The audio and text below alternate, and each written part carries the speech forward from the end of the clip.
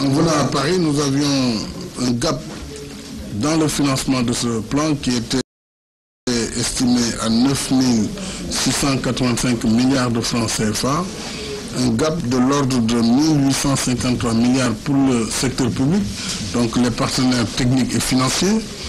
Et pour le secteur privé, nous recherchions également 1111 milliards, ce qui faisait au total 2964 milliards que nous étions venus rechercher à Paris.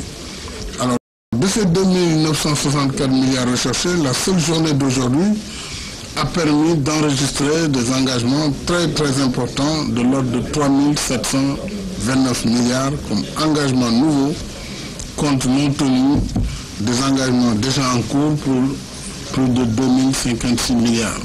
Soit au total, un engagement de l'ordre de 5785 milliards de la part des partenaires techniques et financiers.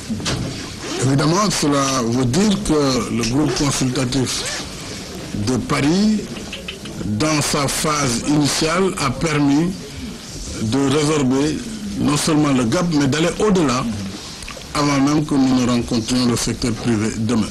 Tout cela veut dire tout simplement que le Sénégal a eu la confiance des bailleurs de fonds dans son plan de développement économique et social, dénommé Sénégal émergent.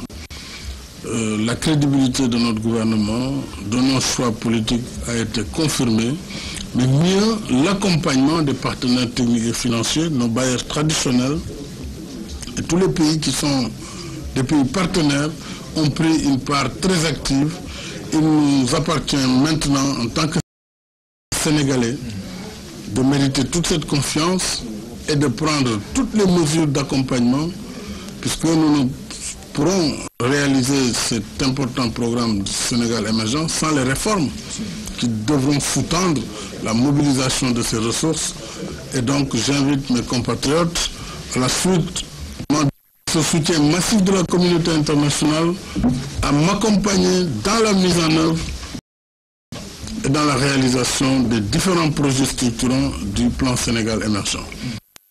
On soutient donc massif des partenaires techniques et financiers avant même le forum des investisseurs privés prévu demain. Donc vous avez entendu le président de la République sur cet aspect. Un deuxième volet concerne cette fois la mise en œuvre, parce que vous le savez, une chose est d'avoir des financements, mais une autre est de pouvoir mettre en œuvre le plan Sénégal émergent, ou alors ces financements déjà acquis.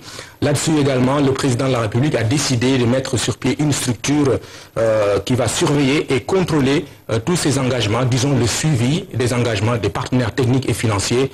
Je vous propose de réécouter le président de la République sur cet aspect. Il faut maintenant mettre en œuvre ces projets.